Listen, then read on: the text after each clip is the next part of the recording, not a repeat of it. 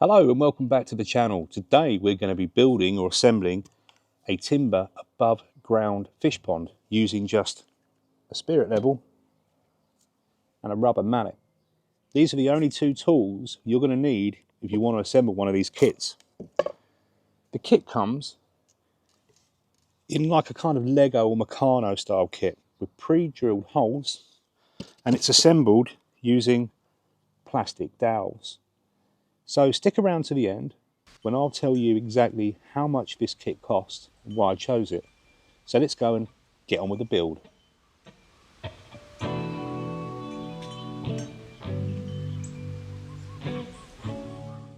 So as I explained on the intro, the kit comes with these pre-drilled wooden blocks of varying lengths depending on the size that you chose. Now I chose this kit because I have a specific place to put it. I'm going to put the pond in this unused area of my patio. Now the reason I'm going for this particular style and these dimensions is because I don't want the pond to block the bifold doors when they're fully open. I want it to fit in this gap nicely here, and I want it to be rectangular, so it's going to go along here. Now the kit does come with full instructions, and what I've done here is I've just laid out the first layer just roughly. And I need to make sure, once I've done the second layer, that I make sure this is level, because if your patio has been built correctly, like this one has, it should fall away from the house. And that means that on this surface, the pond won't be level. So once I've done the first two levels, I'm going to level it up with some packers, make sure it's in the right position, and then I can continue to build it after that. So as I mentioned at the start of the video, it comes with these plastic dowels that have got an arrow to show you the direction that they need to go into the timber. And you simply just take the dowel, place it in the hole, and then using a rubber mallet, just tap it in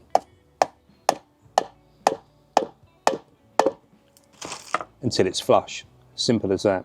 Go around and do that with all of the holes and all of the dowels to do your first layer.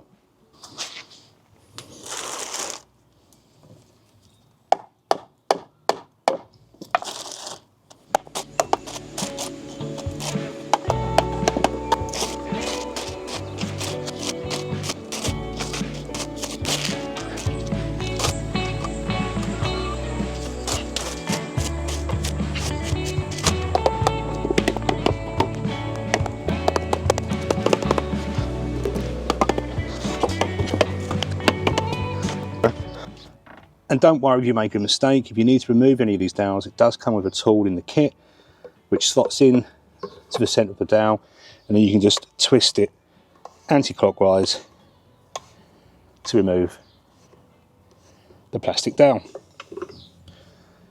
Simple as that.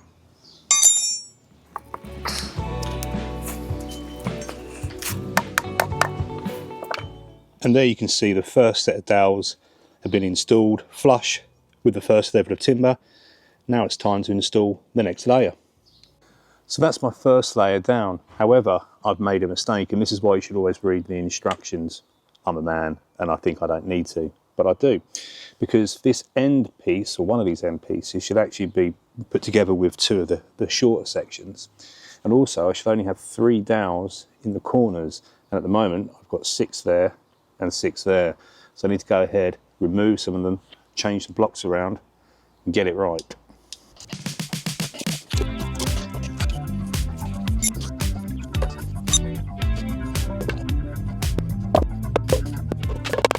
And as I'm offering up the next piece of timber, I can immediately see that I have put dowels in the wrong place. There will be a hole here, and the idea of that hole is if you're installing this onto a lawn, or you want to put it on a wet concrete base and then secure it down, you can put pegs through, metal spikes through, to fix it into the ground. I'm not using those, so I'll just have holes, but that's not a problem.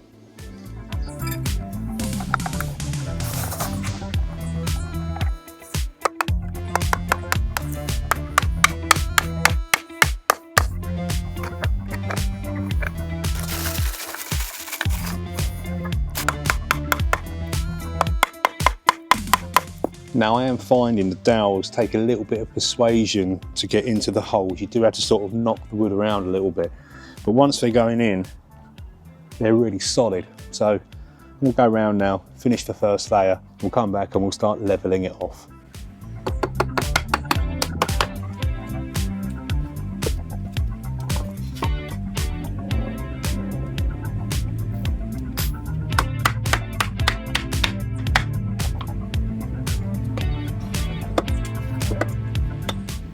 Okay, so that's my first 2 layers installed. Now I need to go around, I need to make sure this is level. I'm gonna get my spirit level, get some packers, some plastic packers. I'm gonna raise this end to make sure this is nice and flat and square.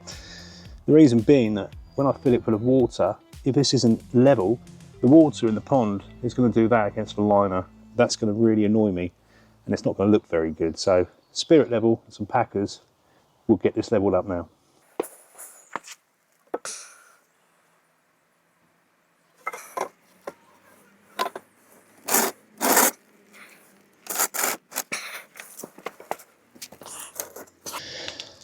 And now is also the time to make sure you've got the base exactly where you want it, because once this is fully installed, it's going to be very heavy. It's already quite heavy. Get it into the place you're going to want it before you start putting any more layers on.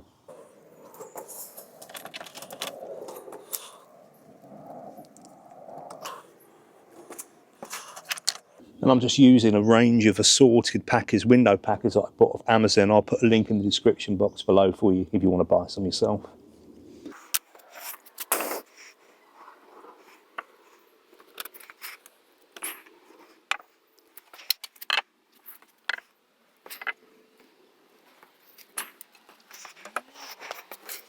Okay, so I'm pretty happy with that now. I'm happy that I've got it square and level, and now it's time to start putting on the rest of the layers. So I'm going to go ahead now and I'm going to build these up, and I'll see you when it's done. It's also worth bearing in mind that as you're assembling this, the top dowel actually goes into the one beneath it, so this helps to straighten everything up and also helps with the strength of the whole structure. So there we have it, the main construction now all put together, and I'm really pleased with how this looks. It was easy to put together. Now I know I could have probably made this myself, and I definitely could have made it for cheaper, but my carpentry skills aren't brilliant, and I don't think I would have got something that looks as nice as that does, and that's going to really set my garden off. Now it's time to put in the pond liner. But before we put the liner in, the manufacturer recommends that you put something soft in the bottom of the pond to protect the liner. So here's the liner, comes supplied with the kit. You can choose between the glossy or the matte side. I'm going to go for the glossy side up.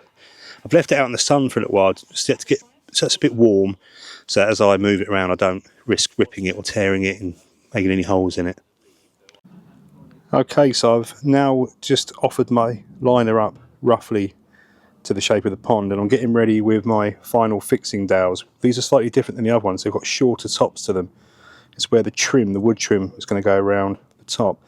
Now I need to start filling it with water, and as the water starts to fill up, keep adjusting the liner to make sure that I get rid of any avoidable creases and that the liner goes into all 4 corners of the pond. So let's get the hose out and get on with that.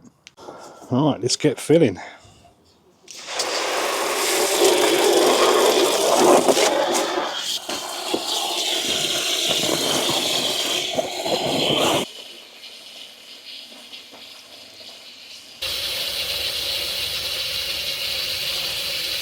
Okay, so while the pond is filling up, I'm just going to take this opportunity to set up my pond pump. Now I've gone for a Bermuda 2000 litre pump. This is an all-in-one unit. It's got the pump, the filter, UV and LED lights. Now my pond is 800 litres. Why have I gone for 2000 litres? Well, I want to keep koi in there eventually. The general rule of thumb is you should double the capacity pump for the amount of water you've got in your pond. I've got 800 litres, so ideally I need a 1600 litre pump. I've gone for 2000, just giving that extra headroom. Different fish have different requirements. My understanding is that goldfish, you halve it and add it on. So if I was keeping goldfish, an 800 litre pond would need a 1200 litre pump.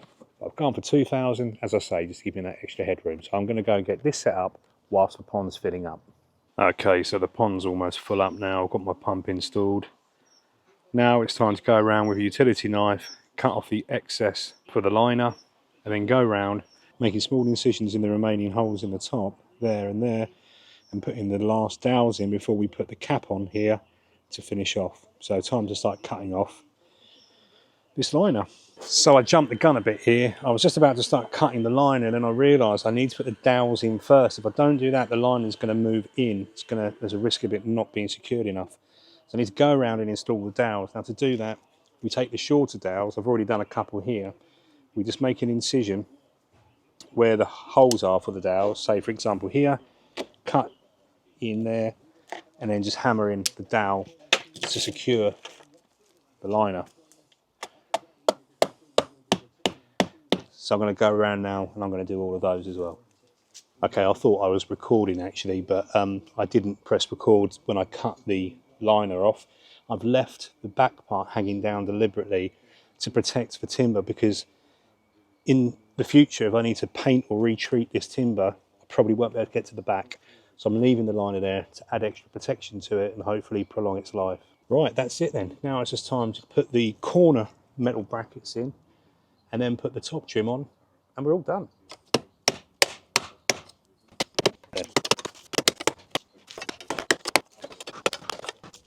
Now I have actually missed out a couple of the dowels here, but I'm not changing them now. It'll have to do, and I'm sure it's not going to really affect the overall strength because we've got them in each corner anyway. Right, let's get the top trims on.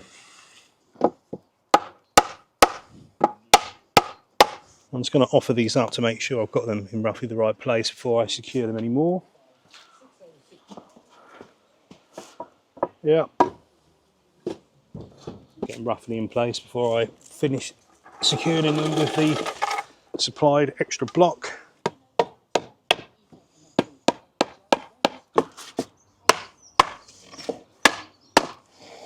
I'm really pleased with that. Let's turn on the filter, the pump, see what it looks like. Yeah, I'm pretty pleased with that. Needs a little bit more levelling off, but overall that looks pretty decent, and that's going to last for years and years to come. Right, let's go inside and talk about how much this all cost me. So I bought this kit from a company called Woodblocx, and I specified the size that I wanted. I wanted a specific size of 1.8 meters by 0.75 by 0.65. I wanted it with the liner, and I didn't need to worry about getting the lawn fixing spikes because I was putting it on a patio. The total cost for this kit was £538 delivered to my door on a pallet. Now yes, I know I could have built this for less money. But as I explained earlier, my carpentry skills aren't brilliant, and I didn't want something that was going to look like it had been put together by Joe in a shed.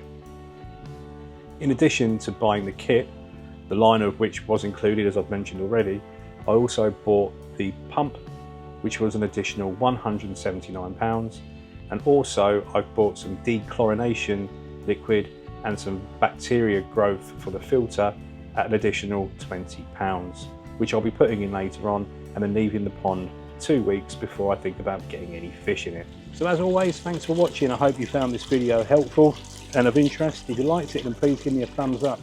Help spread my video to other people. Give me a subscribe if you feel like it. I'll see you in the next one. Cheers.